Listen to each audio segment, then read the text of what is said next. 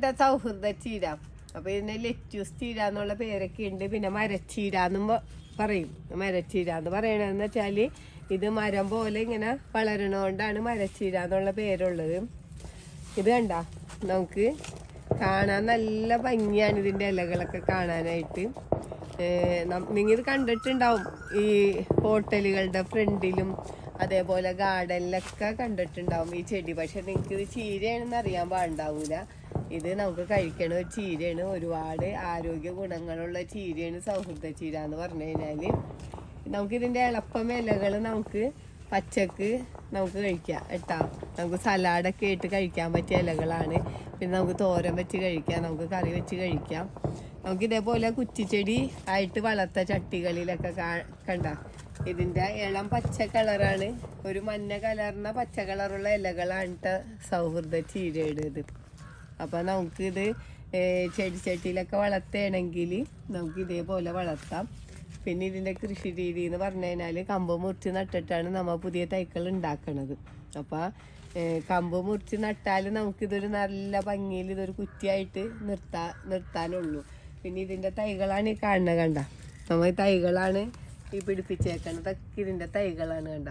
അപ്പോൾ ഇതേപോലെ കമ്പ് മുറിച്ച് നട്ട തൈകളാണ്.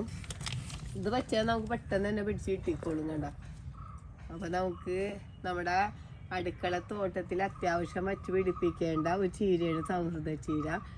ഒരുപാട് പേർക്ക് അറിയില്ല ഈ സൗഹൃദ ചീരയുടെ ഗുണങ്ങളൊന്നും. അപ്പോൾ ഒരുപാട് ഗുണങ്ങളുള്ള ചീരയാണ്.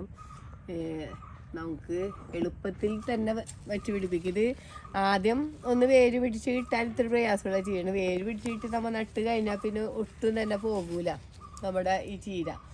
അപ്പോൾ നമുക്ക് ഇതിൽ നിന്ന് നമ്മൾ കട്ട് ചെയ്തെടുത്ത് കഴിഞ്ഞാൽ നമുക്ക് ഇതിന് എളുപ്പം ഇലകളാണ് നമുക്ക് കറി വെക്കാനും സലാഡിനൊക്കെ ആയിട്ട് ഉപയോഗിക്കണത്.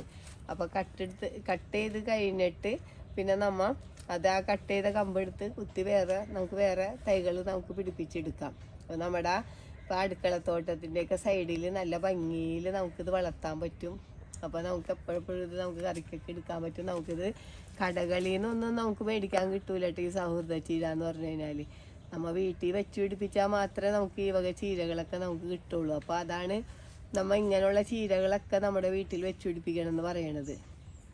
അപ്പോൾ ഒരുപാട് ആരോഗ്യ ഗുണങ്ങളുള്ള ചീരയുമാണല്ലോ. അപ്പം നമുക്ക് ഈ ചീരകളെല്ലാം തന്നെ നമ്മുടെ വീട്ടിൽ വെച്ച് പിടിപ്പിക്കണം. പിന്നെ നമുക്ക് ഇതിൻ്റെ തൈകൾ നഴ്സറിയിൽ നിന്നൊക്കെ മേടിക്കാൻ കിട്ടുമായിരിക്കും. വളരെ അപൂർവമായിട്ട് ഇതിൻ്റെ തൈകൾ കിട്ടുള്ളൂ കേട്ടോ.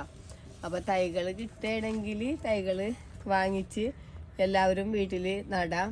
നമ്മുടെ വീട്ടിൽ നല്ലൊരു അലങ്കാര ചെടിയായിട്ട് നട്ടു വളർത്താൻ പറ്റിയതാണ്. അപ്പോൾ 2 ചട്ടിയിലെങ്കിലും നമ്മൾ സൗഹൃദ ചീര വെച്ച് പിടിപ്പിക്കണം. ഈ വീഡിയോ പറ്റി എന്തെങ്കിലും അഭിപ്രായങ്ങളോ സംശയങ്ങളോ ഉണ്ടെങ്കിൽ വീഡിയോക്ക് താഴെ കമൻറ്റ് ചെയ്യുക. വീഡിയോ ഇഷ്ടപ്പെട്ടാൽ ലൈക്ക് ചെയ്യുക. വീഡിയോ ഇഷ്ടപ്പെട്ടാൽ ഷെയർ ചെയ്യുക.